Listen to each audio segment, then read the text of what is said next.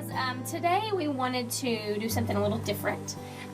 We did this last year, and I felt like that a lot of people called, a lot of people emailed and said, I'm really glad that you talked about this subject because it's something that affects so many people, yet everybody's so scared to talk about it for some reason. So I've brought my friend Mike Flaherty in. He is the president of the Owensboro Regional Suicide Prevention Coalition. Mike, thanks for coming in. First of all, I appreciate you taking time out to be here. Hi, Jaclyn. I appreciate you having me here. This is a tough subject, but it's one that's important if we're going to reduce the stigma and get the interventions in place that people need. That's true. I think that all of us can, just think about someone who's been affected by suicide, whether if it's they took their own life or they attempted to, or they know someone that's had a friend or family member that has, and yet, like we said, there's still the stigma attached to it that so many people are afraid to talk about it. But at the same time, if we don't talk about it, if we don't offer help to those who need it, if we don't help family members, who have been affected by it, it's not improving the situation. That's correct. The coalition's primary mission is to educate the public and reduce stigma. And that way, just like people didn't used to talk about breast cancer, people didn't used to talk about spouse abuse or whatever, as people talked about those subjects, people became informed, recognized that there's ways to address those problems, and actually do something important to change those problems to make them less of a problem in the community. So, one thing too, I think that is kind of a misconception about suicide and mental illness is that it only affects certain people. But the reality of the situation is that no one is immune to mental illness.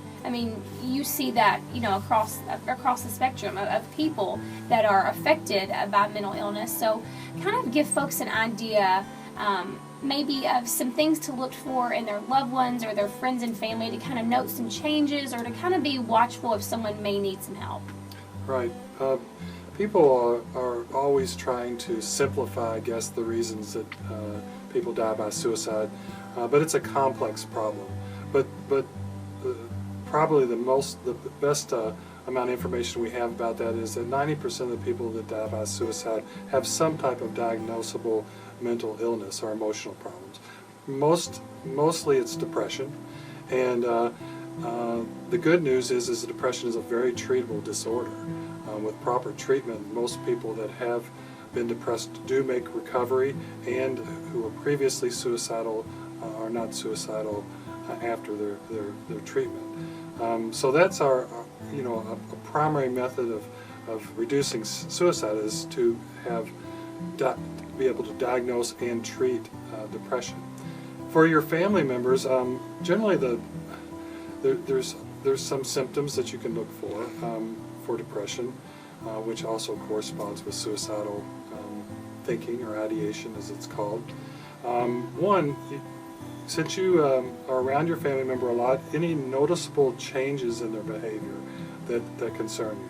For instance, significant change in appetite, either eating a lot more or a lot less, a significant change in sleeping pattern, either sleeping a lot more or not being able to sleep, changes in mood, maybe increased irritability, maybe a withdrawal from social contacts. A big one is losing interest in something you used to interest you. So any changes you see in loved ones that are stark compared to previous behaviors or how they come across can be a warning sign that something's wrong. Could be depression. Not all depressed people become suicidal, but most people that die by suicide do have some form of depression. So let's talk to people out there who are currently struggling. Maybe they have financial issues. Maybe they feel like there's been an event that's happened in their life that they can't recover from. Maybe they feel like no one out there wants anything to do with them and they would just be much better off if they were gone. What can you say to people out there who are currently going through this, who are currently thinking that suicide is an option for them and that's the only option for them because it's not? But what do you say to those people who are listening to us and who are thinking, well, this is what I'm going to do and nothing that you have can help me? Well, the thing is, talk to someone, connect with someone. Most people that feel that way feel isolated or feel disengaged, that people don't understand. Because of the stigma we talked about before, they also are somewhat ashamed of feeling that way, or that there's a weakness, that they're somehow weak or can't handle their own problems. I mean, people are community beings. You know, we rely on each other. And so find if you're feeling that way, find someone that you trust, someone that will sit down with you and listen to your concerns. Share that. And that forms a connection. That can bring a sense of hope. And if you can get hope, then you the person that you talk to can maybe connect you with your medical doctor, or with a pastor, or a mental health professional. And once you get to that point, there are a variety of treatments available that can help you feel better. It's not a personal shortcoming. It's a medical problem when you're clinically depressed. And you know, if you're listening and you think, well, I don't have anybody to talk to, call me. Okay? Call me at the studio. Call any of us. I mean, I think that too, a lot of times that, you know, and we all do this. I mean, regardless if we're at that point or not, we all go, you don't want to burden anyone with my problems and this and that. That's not what this is at this point. I mean, like you said, we're all people. You do thrive on having relationships with other people. So sometimes just talking to someone, just getting the words out of your mouth that are in your head can make you feel so much better. Today's Veterans Day. And unfortunately, there were a large number of veterans who come home and who take their own lives. Is there anything that you can say to veterans, or is there any services that you can help? I mean, just to kind of talk to them for a second. Well, first, I of course want to thank all veterans out there for their service. Sometimes that sounds like a cliche, but cliches are based on a real situation. Mm-hmm. You know, and I have my father, my uncle, many of my brothers have all served and served proudly, and so taking care of veterans isn't just a one-day-a-year thing. We honor them today, but it's an ongoing thing that we have to take seriously.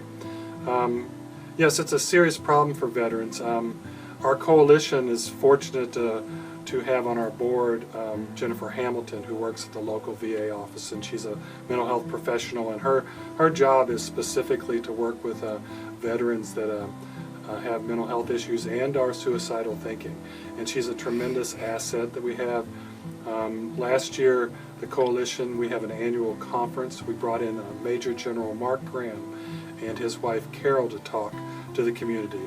It was a very powerful talk.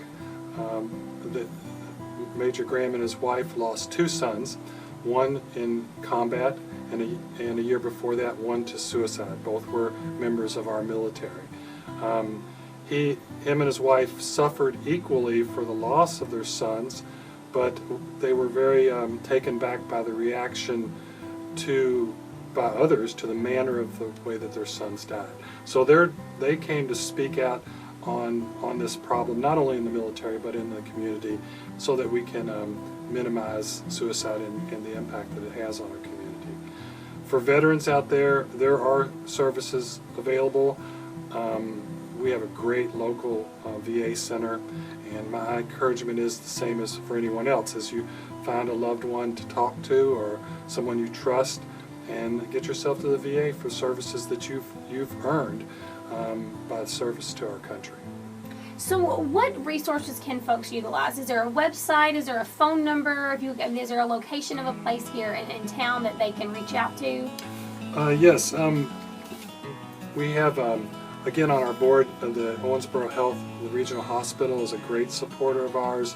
You can go to the emergency room, and they have a mental health professionals that will assess you.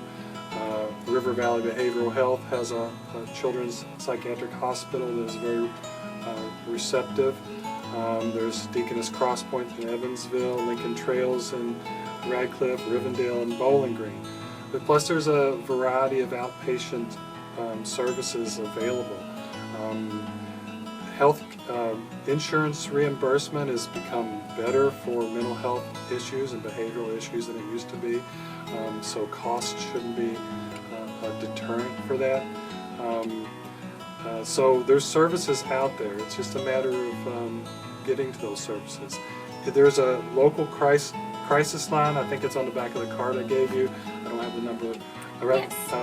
And there's a national suicide prevention hotline number. That you call those numbers, you're going to talk to a real person, and they have databases to connect you with local services. Because the phone number for that National Suicide Prevention Lifeline is 1-800-273-TALK. That's 1-800-273-8255. And the Veterans Crisis Line, if you call that number, you press 1, then that will lead you to someone. Mike, thanks for coming in. Oh, my pleasure. I appreciate you taking the time to talk about this important subject. And guys, if you're listening and you are thinking, that this is, if you're having a hard time, or if you are having suicidal thoughts, please know that you are important. Please know that whatever you're going through, you can get through.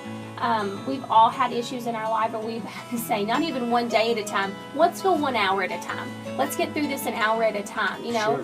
And that's okay. It's okay to go through things like that, but please know that you are important enough to work through this, that there are people in your life who love you and who need you. If you guys need to talk to someone, again, that phone number is 1-800-273-8255. Thank you, Mike. Thank you.